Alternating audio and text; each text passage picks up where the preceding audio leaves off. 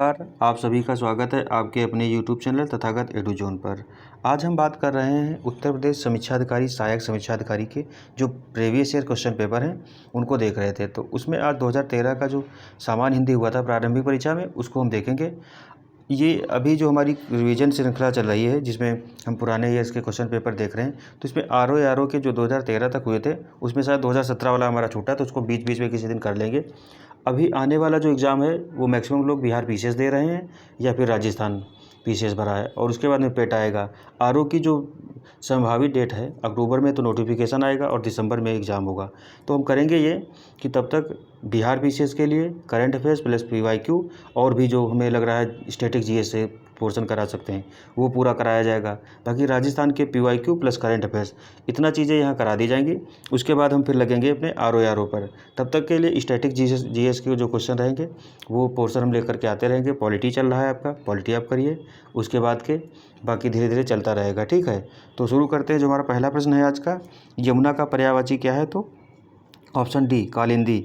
दिए गए विकल्पों में से यमुना का पर्यायवाची शब्द कालिंदी है, जबकि यामिनी रात्रि का पर्यायवाची है तथा भागीरथी गंगा का पर्यायवाची है। यमुना के अन्य पर्यायवाची शब्द हैं सूर्य तनया, भानुजा, सूर्यसुता, तरल तनुजा। निम्नलिखित में से कौन सा शब्द निशीथ का पर्यायवाची नहीं है? तो कौन सा? रतम नहीं है। रात्रि होता है, रजनी होता है, निशा होता है, तम अंधकार का पर्यायवाची है। ठीक है, सूर्य का पर्यायवाची कौन सा है? तो बी मार्तंड जो होता है, भास्कर होता है। सूर्य का पर्यायवाची शब्द मार्तंड है, ना कि प्रकाश, तेज एवं भास्वर। सूर्य के अन्य हैं तो तरल, आदित्य, दिवाकर, प्रभाकर, दिनकर, भास्कर। अब यहाँ एक शब्द दिया है, देखो तरल।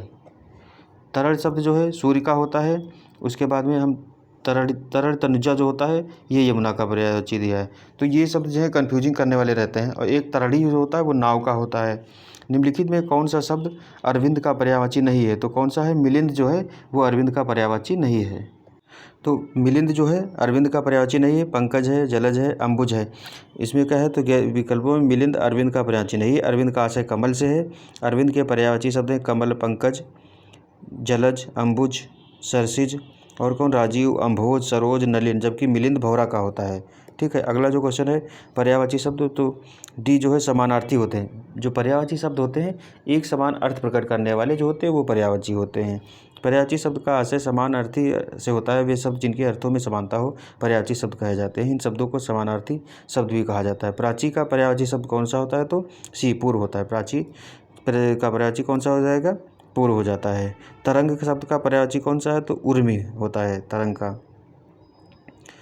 तरंग शब्द का पर्यायवाची शब्द उर्म है, ना कि ये सब है। इसके अन्य पर्यायवाची शब्द हैं लहर, हिलोर, बीच आदि। जबकि जलद सागर का, पुष्पर तालाब का तथा कूल किनारा का होता है। जंगल शब्द का पर्यायवाची कौन सा है? तो कांतार होता है। जंगल शब्द का पर्यायवाची शब्द कांतार है, ना कि प्रमोद, विश्रांति और देव। बाकी जंगल के अन्य है तो विपिन, कानन, वन, अटवी, कांतार। क्रोध शब्द का पर्यायवाची कौन सा है? तो बी अमर्ष जो होता है वो क्रोध का है। तो क्रोध शब्द का पर्यायवाची अमर्ष है, ना कि संताप, वैमनस्य और भीति। जबकि संताप का आशय दुख, वैमनस्य का आशय ईर्ष्या, भीति का आशय डर से होता है।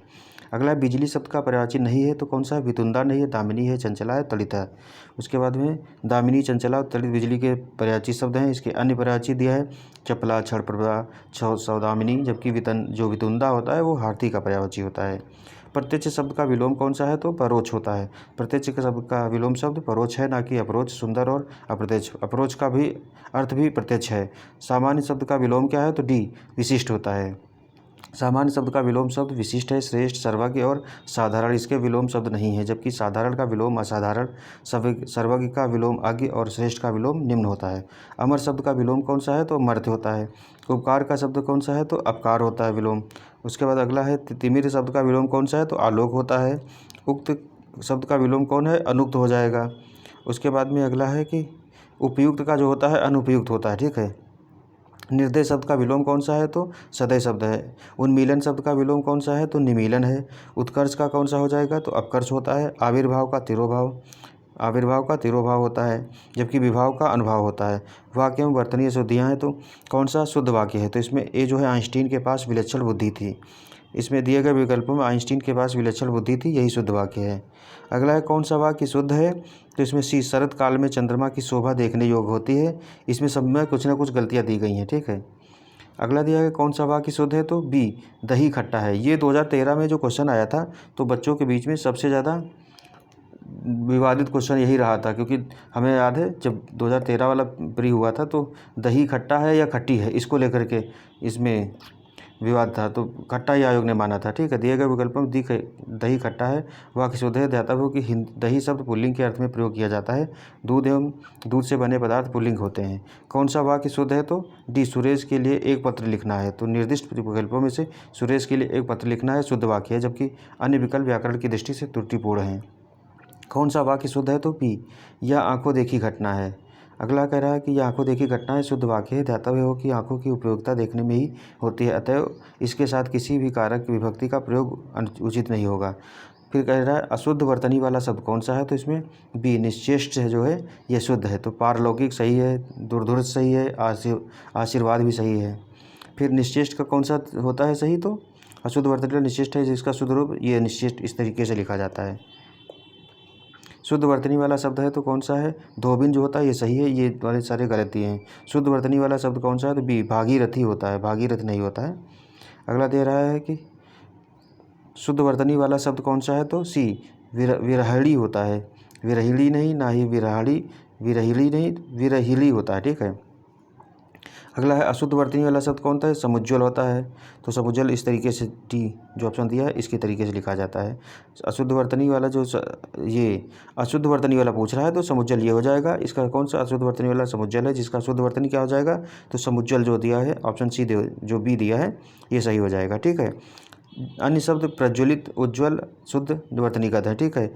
जिसका इलाज ना हो सके उसके लिए कौन सा उपयुक्त शब्द होगा? तो असाध्य होता है। जिसे जीता ना जा सके उसके लिए क्या हो जाएगा? तो अजेय, जिसे जीता ना जा सके। अगला है कि जिसे जाना ना जा सके उसके लिए अज्ञेय होता है। जिस स्त्री का पति जीवित है वो सधवा हो जाएगी। जो छीड़ ना हो सके उसके लिए क्या है? तो अक्षय होता है। उसके बाद बहुत अधिक बोलने वाला व्यक्ति कौन सा हो जाएगा? तो वाचाल होता है। जिसके सिर पर चंद्र हो उसको क्या कहते हैं? तो चंद्रशेखर। जिसके हृदय में ममता नहीं है तो सी, निर्मम कहा जाता है उसको। तिलक लगाने में किस सन का प्रयोग किया जाता है? तो बी, अक्षत जो होता है। तिलक लगाने में अक्षत का प्रयोग किया जाता है। अक्षत के लिए चावल के दाने का प्रयोग होता है। अगला जो है क्वेश्चन, जिसका जन्म छोटी जाति के यानी कि निचले वर्ग में हुआ उसके लिए क्या होता है? तो सी, अंत्यज शब्द जो प्रयोग किया जाता है। जिसका जन्म छोटी जाति में हुआ हो उसके लिए अंत्यज है। जिसका जन्म अंडे से हुआ हो उसके लिए अंडज बोलते हैं। जो सब कुछ जानता है उसके लिए क्या बोलते हैं? तो सर्वज्ञ बोलते हैं। त्रिकालज्ञ जिसे तीनों कालों का ज्ञान हो त्रिकालज्ञ होता है। जो बहुत कुछ जानता है सर्वज्ञ होता है।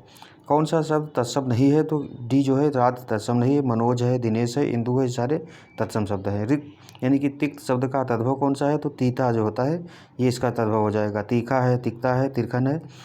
हम लोग जो बोलते हैं उसके आधार पर देखें तो शुद्ध हिंदी से कभी कभी जो मिलान जो होता है वो गलत हो जाता है। क्या है? तिक्त का शब्द तद्भव जो होता है तीता होता है, जबकि तीखा शब्द का तत्सम क्या होता है? तीक्ष्ण होता है। ससुर का तत्सम रूप क्या होता है? तो ससुर होता है। तद्भव शब्द निर्दिष्ट कीजिए तो कौन सा है? आधा जो होता है। कूप, विद्या, व्योम ये सब तत्सम है। आधा जो है ये तद्भव शब्द है। तो कूप, विद्या, व्योम तीनों तत्सम शब्द हैं, जबकि आधा इसका कौन सा? अर्ध होता है। चूर्ण का तत्सम रूप कौन है? तो ये बी, चूर्ण हो जाएगा। अगला है दीठ शब्द का तत्सम क्या होता है? तो दृष्ट होता है, जो उसका धीठ बोलते हैं इसको। तत्सम शब्द का चयन कीजिए तो शेर जो व्याघ्र है वो तत्सम शब्द है। दिए गए व्याघ्र शब्द तत्सम, जबकि शेर, बब्बर, शेर और बाघ ये सब तद्भव है। माँ शब्द का तत्सम क्या है? तो माता होता है। तद्भव शब्द है तो बी, मनुष्य, मनई जो होता है ये तद्भव है। मानव, मनुष्य, मानो ये सब तत्सम रूप दिए गए हैं। तत्सम शब्द कौन सा है? तो क्लिष्ट और कठिन ये दोनों को माना है। बाकी क्लिष्ट जो है वो तत्सम सीधे सीधे है, कठिन भी तत्सम में ही गिना जाता है। अगला है विशेषण विशेष। तो ऋषि संज्ञा शब्द से विशेषण शब्द क्या बनेगा? तो आर्ष बनेगा। ऋषि का आर्ष होता है विशेषण। ऋषि संज्ञा शब्द से विशेषण आर्ष बनेगा। अन्य विकल्प ऋषिकल्प, ऋषिवत और ऋषितुल्य असंगत हैं। व्याकरण की दृष्टि से कौन सा शब्द विशेषण नहीं है? तो डी, भय नहीं है। एक प्रतिभा संपन्न छात्र का विशेषण है तो डी, मेधावी जो होता है प्रतिभा संपन्न छात्र का विशेषण मेधावी होगा। अगला है नीली साड़ी में कौन सा विशेषण है? तो सी, गुणवाचक। साड़ी कैसी है? नीली है, उसकी विशेषता बता रही है। विशेषण शब्द का चयन कीजिए तो बी, पांचवा जो होगा ये क्रमसूचक जो है वो पांचवा हो जाएगा। तो दिए गए विकल्प में पांचवा शब्द विशेषण जो कि निश्चित संख्या पर क्रमसूचक है। ठीक है। अगला विशेष शब्द कौन सा है? तो सीताराम जो विशेष शब्द हो जाएगा। अगला है निम्नलिखित विशेषण युग्मों में गलत कौन सा है? तो ए सर्वसुलभ जो होता है विशेषण नहीं है। ताजी रोटी, कर्मनिष्ठा, भाव विह्वल, इस तरीके से सर्वसुलभ दोनों ही विशेषण शब्द हैं, अतः प्रश्न की दृष्टि से यह त्रुटिपूर्ण है। फिर है परिणाम जो परिमाणवाचक विशेषण क्रिया विशेषण का क्या होगा? तो वह बहुत थक गया है, जो परिमाणवाचक है इसमें बहुत थक गया है, ठीक है। उसके बाद अगला है कौन सा है? निम्नलिखित विशेष पद कौन सा है? तो ये डी हो जाएगा अग्नि। बाकी सब कौन से हैं? तो विशेषण हैं। अनादृत का है, अग्नि संज्ञा है जो विशेष पद है, इसका विशेषण आग्नेय होता है। बड़ा घर, छोटा आदमी और नीला वस्त्र में विशेष कौन सा पद है? तो कौन कौन से? घर, आदमी जो है, वस्त्र, ये तीनों कौन से हैं? विशेष हैं। और इसमें बड़ा घर, छोटा आदमी और नीला वस्त्र में विशेष पद हैं, घर, आदमी और वस्त्र, जबकि बड़ा, छोटा तथा नीला जो है ये तीनों विशेषण हो जाए। तो इस तरीके से 2013 वाला जो हिंदी का प्री परीक्षा हुई थी, मतलब समीक्षा अधिकारी वाले, इसमें हिंदी वाले पेपर को और सामान्य अध्ययन वालों को हमने सारे देख लिया।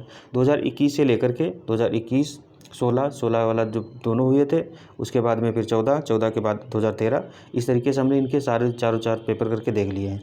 अब आने वाले टाइम में हम धीरे धीरे करके बाकी के जो बच्चे वो भी ले आएंगे। अभी जो प्रायोरिटी होनी चाहिए वो बिहार पीसीएस वाले ज़्यादा बच्चे रहेंगे, बिहार वाले, राजस्थान के और पेट के, क्योंकि ये आने में भी टाइम है। तो तब तक साथ में इसके लिए भी अब जीएस का चलाते रहेंगे, तो आप लोग इसका रिवीजन करते रहिए और बीच बीच में आरओ के भी लेक्चर आते रहेंगे, ठीक है। तब तक के लिए धन्यवाद, मिलते हैं अगले लेक्चर में। जय हिंद, जय भारत।